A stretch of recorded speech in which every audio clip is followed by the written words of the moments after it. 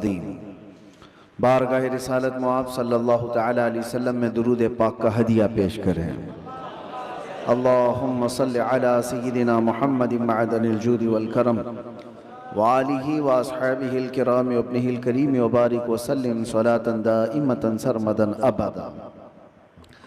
اللہ عز و جل نے انسان کو پیدا کیا ہے تو جسم اور روح دو ایسی چیزوں کے ساتھ رکھا ہے کہ دونوں کا ایک دوسرے کے لیے ہونا لازم ہے۔ روح کے بغیر جسم کا بھی کوئی کام نہیں، اور روح ہے، جسم نہیں ہے تو اس روح کو بھی کوئی کام نہیں۔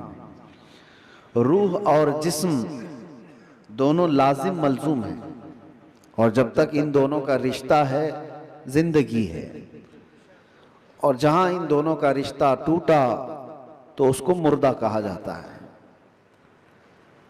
روح اور جسم کا تعلق ختم ہوتی ہی زندگی بدل جاتی ہے۔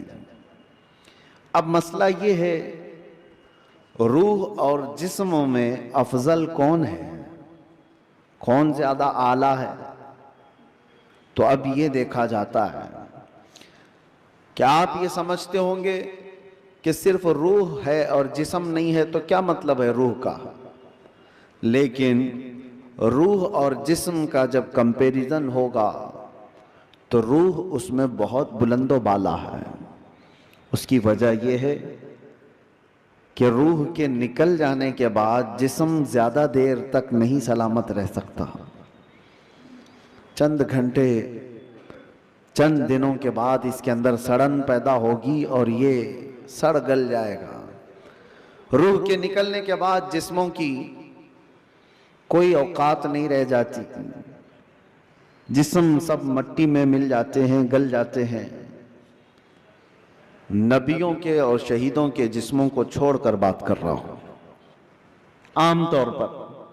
لیکن روح کیا چیز ہے؟ اللہ تبارک و تعالیٰ فرماتا ہے قرآن پاک میں، اے محبوب آپ سے یہ روح کے بارے میں پوچھتے ہیں یہ کیا ہے؟ آپ فرما دیں روح اللہ کے حکم کا نام ہے۔